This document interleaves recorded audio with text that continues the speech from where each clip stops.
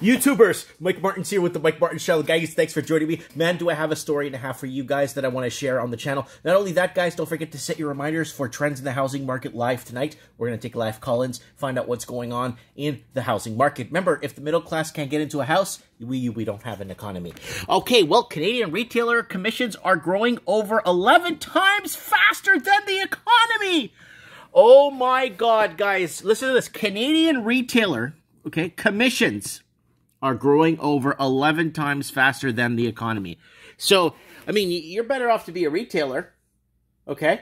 You're better off being a politician. I don't even think government jobs cut it anymore in this day and age. That's just my opinion. What do I know, right? So let's click on continue reading. This is from our friends over at Better Dwelling that always put up a really good article for us to take a look at and read. So here it is. Here it is, folks. Canadian real estate agents must be looking forward to a very jolly Christmas, StatsCan says. Data shows that ownership transfer costs, which are primarily sales commissions, reached a record high in Q3 2020. The rate of growth for the segment is now growing 11 times faster than the GDP. Now, remember, what is Canada's GDP based off 80%? Housing. Well, what's the best sector to be in? Housing. What's the best thing to have? Housing! Well, that's what they're making it seem. There's about the data. Let's look about the data. Today, we're looking at ownership transfer costs in Canada. The component is made up of real estate commissions, land transfer taxes, legal costs, and file review costs. It's also like a lot of components, but the largest and majority is actually commissions paid. Commission is huge. I had a friend ask me today, Mike, I got a commission job lined up in some money market thingy, whatever it is, some money company, but it's commission-based structured. I'm like, do it, because you could create your own company, your own thing within the company. Do commission. I always did commission. They have to take me off commission. When I did work commission, they have to take me off. The second would be the last transfer costs, which typically come in at a fraction of the normal rate of commission. Ownership transfer costs rise over 137%. Woo! Just when you thought that housing was expensive, the cost of selling your house is expensive, and property taxes keep going up.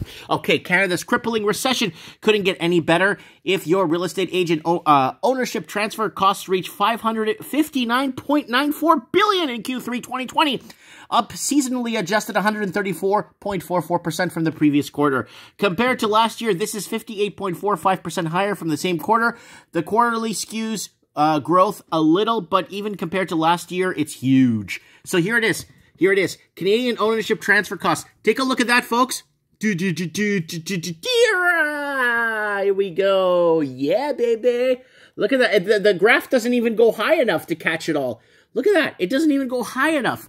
So, ownership transfer costs growing at 11 times faster than the GDP. The quarterly growth of the GDP was high, but not even close to transfer costs. GDP grew 11.61% in Q3 2020 compared to the previous quarter.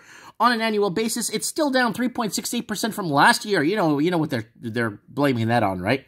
The quarterly growth rate for ownership costs is more than 11 times. In fact, it's grown so much faster that it's now the size of 2.68% of GDP. That crushes the previous record made in 2017. There is Canadian ownership transfer costs.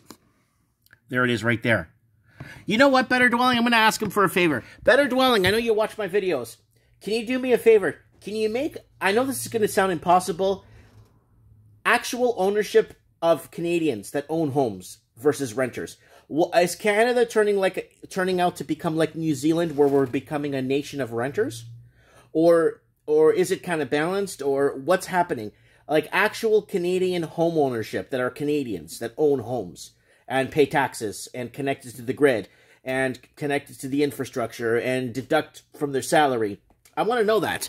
So what does it say here? It may not have looked possible, but Canada is now even more dependent on real estate. To give some context how to compare it to this outside of Canada, transfer costs saw 3 times the astronomical large quarterly growth in the U.S. The U.S. is also in the midst of a sale boom. Right now, a lot of people are moving to Middle America. They're leaving New York, New Hampshire, Illinois, and people are leaving Washington State, Oregon, and California. They're all moving into the red states because they want to bring their ways to those states and bring the economy to an all-time high. And the price of housing is going to go through the roof. I am sticking to my guns, folks, of prices in America will go up 100%, in Middle America 40 to 100% in Middle America. So you see places like Alabama, you'll see places like Florida, you're going to see places like Texas, you're going to see places like Kansas, you're going to see all kinds of places in Arizona, New Mexico, pretty much go up 100% to 40 to 100% in Middle America